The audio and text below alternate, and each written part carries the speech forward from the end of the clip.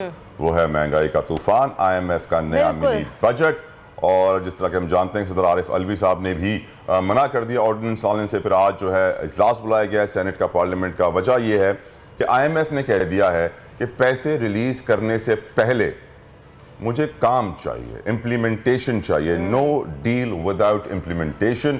بہت واضح کر دیا ہے IMF کی جانب سے.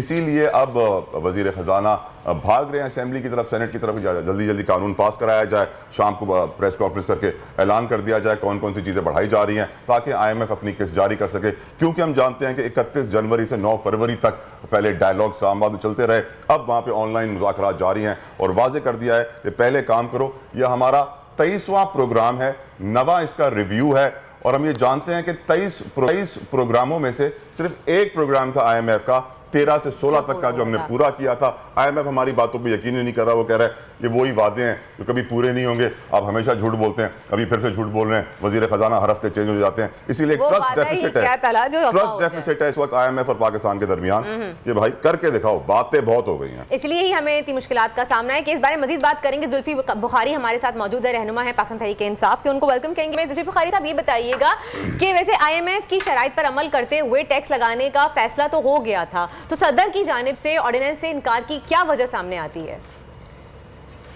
میں بھی یہ نہیں ہوتا، کئی ملکوں میں ایسے ہوتا ہے انفارچونیٹلی. بات یہ کہ جو طاقتور ہوتے ہیں ان کی طاقت ہونی چاہیے عوام.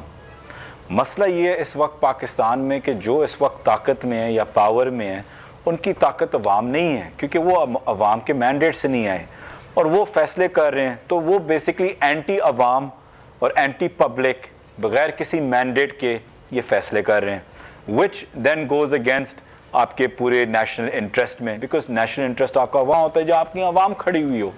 تو وہ کر نہیں رہے. تو خان صاحب کا یہ تھا. اور انفارچونیٹلی جو آپ کہہ رہے ہیں کہ کورٹس پہ بڑی مشکل سے کھڑی ہو جاتی ہیں ان فیصلوں کے خلاف اگر وہ عوام کے فائدے میں نہ ہو. تو یہ ایک سسٹم ہے جو چلتا آ رہا ہے، اور اس پہ انشاءاللہ ظاہری بات ہے کہ خان صاحب نے ابھی آواز اٹھائی ہے، کیونکہ خان صاحب عوام کی آواز ہے. اس وقت اگر کسی کے پاس عوام کا مینڈیٹ ہے اس ملک میں، وہ صرف عمران خان ہے، ان کے علاوہ اور کوئی ایک بندہ نہیں ہے. یہ بتائیے بخاری صاحب کہ آپ کی جماعت اگر اقتدار میں آتی ہے، پاور میں آتی ہے، کیا پلان ہے، کیا تیاری ہے، کس طریقے سے؟ کیونکہ بات تو واضح ہے کہ IMF کو آگے بھی لے کر چلنا ہے. آپ کی حکومت ہوتی تو کیا آپ IMF کی شرائط پوری کر پاتے؟ دیکھیں I think یہ واضح طور پہ لوگوں کو سمجھ آ گئی ہے کہ یہ حکومت ہر ایک وہ چیز کرنے کی کوشش کر رہی ہے اور کر رہی ہے کہ وہ الیکشنز نہ کرائیں. دیکھیں الیکشنز ان کے لیے ایک سیاسی موت ہے، چاہے وہ بلدیاتی الیکشنز ہوں، چاہے وہ پروونشنل الیکشنز ہوں، چاہے وہ فیڈرل الیکشنز ہوں. اس وقت ان کے لیے یہ ایک سیاسی موت ہے. اگر ہم سچ بولیں، دیکھیں اگر میں ان کی جگہ پہ ہوتا اور میں ان کی پارٹی کا ہوتا، یا اگر شہباز شریف کا میں ایڈوائزر ہوتا، تو میں ان کو یہی کہتا کہ ہمیں ابھی ٹائم چاہیے اپنی پولیٹیکل کرنسی بڑھانے کا، کیونکہ اس وقت تو صرف ہر جگہ PTI ہے. تو اس میں دو ہی طریقے ہم کر سکتے ہیں. ایک تو عمران خان صاحب کو نااہل قرار دیں، -1 کی پالیسی پہ جائیں، اور پھر اس پہ کوشش کریں پھر ان کو توڑنے کی اور اپنی پولیٹیکل کرنسی بڑھانے کی یا پاپولیرٹی بڑھانے کی، جو بہت مشکل ہوگا کیونکہ آنے والے دنوں میں IMF بھی سائن ہو جائے گا، اس میں مزید زیادہ مہنگائی آئے گی. تو ان کو اس مہنگائی کو کاؤنٹر کرنے کے لیے ان کو ٹائم چاہیے ہوگا. تو ظاہری بات ہے کہ وہ الیکشن سے بھاگ رہے ہیں، اور ہر ایک دن ہفتہ مہینہ کوشش کریں گین کرنے کے لیے، کیونکہ اس وقت تو سوائے ہارنے کے ان کے پاس اور کوئی راستہ نہیں ہے. یہ سمجھتے ہیں کہ شاید ایک 3-4 مہینے 6 مہینے بعد 1 سال بعد کوئی بہتر حالات ان کے ہو جائیں گے. ایسا کچھ نہیں ہے ہمارے لیے پولیٹیکلی. ہمارے لیے کا بھی ذکر کیا آج قومی اسمبلی میں اس کے قومی اسمبلی کے اجلاس میں منی بجٹ کا فارمولا بھی آسانی سے امپلیمنٹ ہو جائے گا. لیکن آپ کو کیا لگتا ہے کہ آنے والا وقت ہم عام پاکستانیوں کے لیے، عام عوام کے لیے کتنی مشکلات لے کے آ رہا ہے؟ اور اس تمام صورتحال میں جو سیاسی کشمکش چل رہی ہے، تنقید برائے تنقید ہم دیکھ رہے ہیں، اس کی بجائے اگر ایک مشترکہ حکومت ایک عملی صورت اختیار کرے تو زیادہ بہتر نہیں ہے؟ دیکھیں مہنگائی سے چھٹکارا تبھی آ سکتا ہے. سب سے پہلی بات یہ کہ اکنامک سٹیبلٹی ملک میں تبھی آ سکتی ہے جب آپ کے پاس پولیٹیکل سٹیبلٹی ہو. جب آپ کے پاس پولیٹیکل انسٹیبلٹی ہو، انکنسسٹنسی ہو، تو کوئی کوئی پازیٹیوٹی یا کوئی سٹیبلٹی نہیں آ سکتی. پہلے آپ جائیں اور ملک کا جو فاؤنڈیشن ہے وہ ہے آپ کا وہ آپ کا ڈیموکریٹک سسٹم ہے, اس کے اندر ایک سٹیبلٹی لے کے آئیں کہ عوام کی چوائس ہو, چاہے وہ پی ٹی آئی ہو چاہے کوئی اور ہو.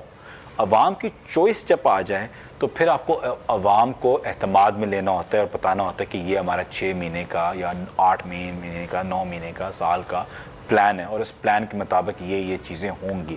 اس میں یہاں مہنگائی آئے گی, یہاں آپ کو تکلیف ہوگی, لیکن یہاں آپ کو ریلیف ملے گی. اس وقت یہ حکومت وہ کچھ کر نہیں سکتی. ایک تو وہ عوام کے پاس جا نہیں سکتی, دوسری چیز وہ کوئی روڈ میپ نہیں دکھانا چاہ رہی, نہ دکھا سکتی ہے. تو جب آپ یہ دونوں چیزیں کرتے ہیں اور اس روڈ میپ کے مطابق چلتے ہیں تو پھر اعتماد بڑھتا ہے. بہت بہت شکریہ. پی ٹی آئی کے سینئر رہنما ذوالفقار موجود تھے. آپ نے جملہ کہا کہ ملک کی فاؤنڈیشن بنیاد ہے پولیٹیکل سسٹم. میری نظر میں پولیٹیکل سسٹم اتنا کرپٹ ہو گیا ہے کہ بنیادیں بھی کمزور ہو گئی ہیں. اب نئی بنیادی کھڑے کرنی پڑے گی کیونکہ ان بنیادوں میں اب کچھ رکھا ہی نہیں ہے. اب آگے بڑھتے ہیں. بول اڑائے گا سب کا ہوش, بھول جائیں گے سب اپنا جوش. دیکھیے پاکستان کی سب سے بڑی پی ایس ایل ٹرانسمیشن ثقلین مشتاق, رمیز راجہ, سہیب الوی, جمیل فاروقی اور فہیم خان کے ساتھ. کھیل کا جنون روزانہ رات 11 بجے صرف بول نیوز پر. سبسکرائب کریں اور بیل دبائیں تاکہ کوئی خبر رہ نہ جائے.